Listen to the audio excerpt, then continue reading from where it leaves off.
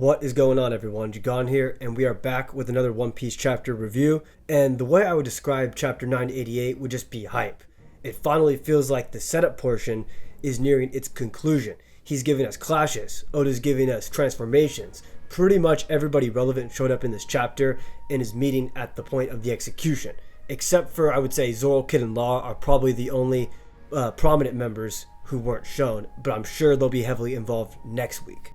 So definitely like the chapter. It was pretty solid overall, but it's just kind of a bummer that the recent release schedule has been kind of killing momentum here, especially when we're finally getting to the action portions of the war. So I definitely like the chapter overall, but hopefully we can get back on a more consistent schedule soon. So the cover story. We got Pound, what looks like he's he's literally swimming after Lola and Chiffon, and their facial expressions are kind of interesting, almost as if it's like, wait, this guy's still going? Maybe he actually is my father. And then you got Pez, who looks really happy that his grandpa's pursuing him like this. And in the background, you also got what looks like cannonball explosions. Seems like the Navy is pursuing them. So I do hope at some point that they can get a proper reunion, that Lola and Chiffon will finally acknowledge that Pound is their father, but let's not spend too much time on this cover story. I'm sure most people are kind of sick of it. So the battle continues on the rooftop between Kaido and the rest of the Scabbards, plus all the Minks that are there. And Kaido is pretty much just welcoming all the smoke at this point, basically just not really caring about the Sulon transformation, and just kind of laughing everything off, and pretty much has the utmost confidence in his abilities. Jack also reassures this when he makes his way to the rooftop with some of the gifters, basically saying that there's no chance you'll ever be able to touch Kaido, that what happened upon their infiltration was just a fluke. And the ones who recognize Jack right away are, of course, Inuarashi and Nekomamushi. Remember the events that went down on Zou and the destruction that Jack caused there. And we also see Raizo acknowledge this because he was the samurai who Inu and Neko went to such great lengths to hide his identity, to hide the fact that he was in Zou. So now he feels like it's his duty to risk his own life in battle to repay the events of what happened there. But we see some of the underling Minks reassure Nekomamushi and Inuarashi that they will be fine handling Jack by themselves, and gives them the reassurance to go after Kaido. To which we finally see some more Sulon transformations, and it's been a long time. We haven't seen it since Carrot and Peckham's on Whole Cake Island, to which Jack tells his gifters to not falter and that they can't maintain the Sulon transformation for very long. Which of course we knew after Carrot's performance against the Big Mom pirates in her Sulon form. Obviously all her stats basically increased, she was going crazy on those ships, but it's a limited thing. Which makes me wonder if these Minks can actually hold off Jack here. Honestly, I doubt it. I think the Minks will be able to give Jack a pretty good fight in these Sulon forms. I think there's like a couple formidable ones there, but ultimately, I think Jack will outlast them, and I think somebody stronger is going to have to come in and 1v1 Jack, whether that be someone like, I don't know, Law, maybe Killer or Jinbei. Somebody like that, I believe, is going to take the reins from the Minks after their Sulon wears off. I also believe Kaido is going to be occupied for a very long time. Neko and Inu Sulon transformations plus all the Scabbards is no joke. We're finally going to be able to see somebody like Dendro go all out, who I believe to be portrayed as the strongest Scabbard. We know Achira Joji is a monster. He was cutting up Jack earlier in the arc. We got Kawamatsu, Izo, Raizo, and them boys. So I definitely think they're going to give Kaido a decent fight. Ultimately, with Kaido still winning, I think they'll push him to maybe a mid-diff, maybe even a high diff, depending on how much they actually got in their bags, but we'll just have to see.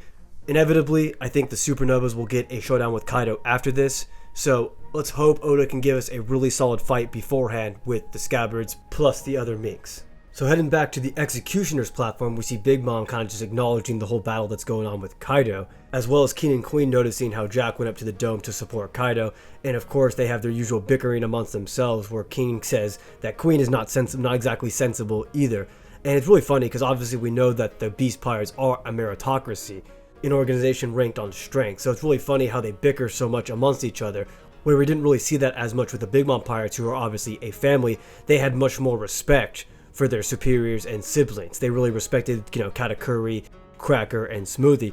But with the Beast Pirates, it's really funny because obviously the Flying Six are made up of, some of them are made up of former captains like Who's Who and Sasaki, so it's only natural that they'd want to move up in the organization. But it's funny to me just how much they're at each other's throats and how much bickering actually goes on. But Shinobu finally makes her move to save Momonosuke, and she's easily dealt with by King. This man just picks her up like a freaking football and just chucks her across the room.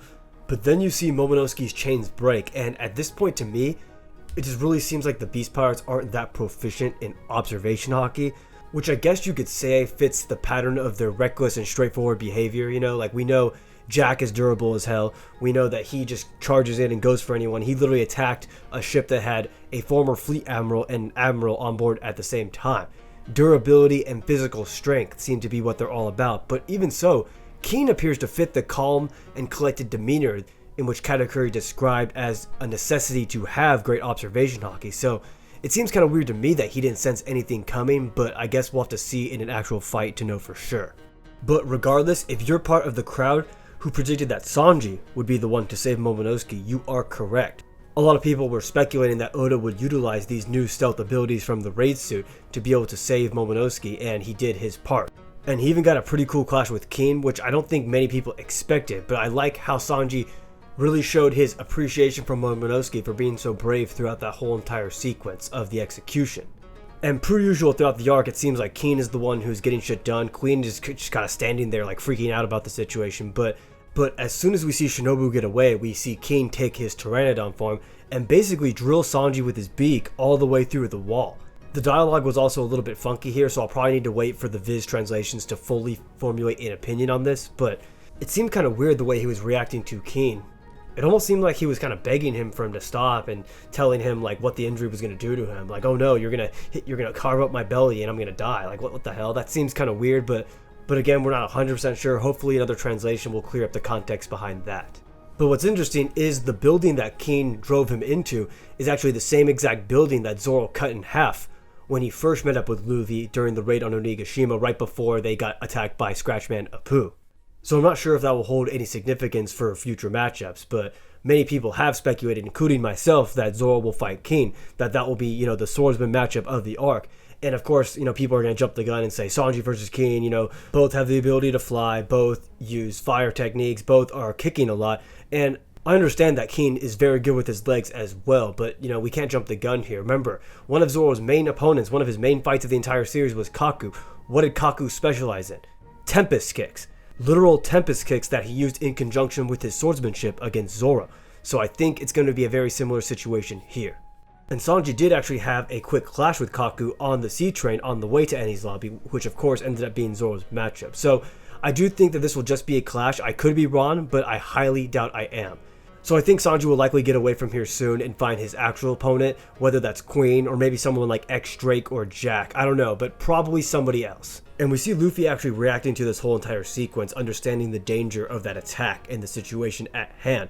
He then entrusts Yamato for the protection of Momonosuke, and Yamato kind of has a funny response, like, well, it should be okay because he would naturally be my son, because obviously she is literally becoming Kozuki Oden, so I guess Yamato with a little roleplay there, kind of weird, but whatever. But of course, Big Mom starts to intervene when Luffy tries to make it up towards the top to fight Kaido, and if you guys have been subscribed to me for a bit now, you'd know that I've been saying that Luffy vs Big Mom would go down in this arc. I'm still not sure if this right here will be the final fight between Luffy and Big Mom, but with Kaido occupied for the foreseeable future, I just don't see how Luffy can get out of this situation right now. I pray Oda does not go back to that amnesia plotline to, separate Big Mom or just undermine her role as an antagonistic force. I think this needs to be where Big Mom and Kaido show the full extent of their abilities and truly show to us just how formidable of a force a Yonko can be. I don't want any nerfs or any distractions or any bullshit like that. I think all the conflicts from here on out need to be dealt with straight up. Like, I'm not saying Luffy has to defeat Big Mom one-on-one. Of course he can get some help here, but no bullshit amnesia plotline, no stupid hunger pains or anything like that. Just give it to us straight from here on out, and we see Big Mom actually use a named sword attack, Ikoku Sovereignty. And some of the fodder samurai around are acknowledging her abilities, basically stating that this is basically like fighting another Kaido, that, we have two antagonistic forces that they have to take down of equal standing, so this is obviously not going to be easy. Nami also finds Zeus, and she's kind of having like a little conflict there between who Zeus is going to serve between Nami and Big Mom, and Zeus ultimately chooses Big Mom because he has no other choice, but we see Frankie and Brook come in clutch. Frankie literally runs over Big Mom's face with his contraption, and then you got Brook, who duplicates what he did in Whole Cake Island, and that's cut Zeus in half, utilizing his Devil Fruit abilities, because obviously they're kind of connected to Big Mom's abilities with the soul powers. And I think it would be really cool if Brook stuck around and assisted Luffy in this battle. I guess giving them, maybe just give the Whole Cake Island squad the fight against Big Mom. Maybe include Jinbei in there. Have Brook for support, obviously. He can speed blitz Zeus and shit like that. You know, maybe Chopper can play a little bit of support too. But I think the major, you know, players in this fight will probably be Brook. Obviously, Jinbei, like I just mentioned. I also think that narratively it makes sense because I think we need to see a confrontation between Jinbei and Big Mom after what went down at the end of Whole Cake, because we know that Jinbei stood back with the Sun Pirates to allow the Straw Hats to escape. And maybe there was more that went down in that situation, because Jinbei obviously came back and it seemed like nothing happened there. So we'll see if something truly went down. Maybe Big Mom did something to the Sun Pirates or caused some sort of havoc. I just think it adds to the stakes overall, and I think something like that, sticking back to fight against a Yonko, has to warrant some sort of consequence. That, you know, these Yonko, their reputation needs to be upheld. You can't just, you know, fuck around with the Yonko. There has to be risk involved. And I think that will be the case. I think Big Mom did do something to the Sun Pirates. What exactly? I'm not sure. I don't know if Oda will go the route of, you know, just killing off the Sun Pirates, but I definitely think we'll find out soon. I'm also curious to see where Perospero fits into this equation, because obviously he's coming with Marco right now. And I could definitely see Marco assisting in this Big Mom battle as well. I've always considered him to be the most versatile asset in this raid. I think he'll just do whatever's asked of him. I don't think Marco will get a 1v1, but I think he'll support as a doctor, he'll support as a combatant, and he'll just do whatever it takes to help the Alliance succeed. I could see Frankie also squaring off with one of the numbers soon. I think that would be a very fitting one-on-one. Same with Usopp. I don't necessarily think they fit in the equation of the Big Mom battle. I think that would be better suited for the Whole Cake Island squad, who actually kind of have a narrative that they started with her. And I'm also curious where Eustace Kid fits into this equation. Obviously, he's going after Kaido, but will he be able to get to him? I'm not sure. People have speculated that he'll fight Queen, but then again, Sanji is kind of in the mix as well as a potential candidate to fight Queen, so we'll see. You know, Oda might go the unpredictable route with these matchups, but regardless, it's going to be pretty interesting to find out.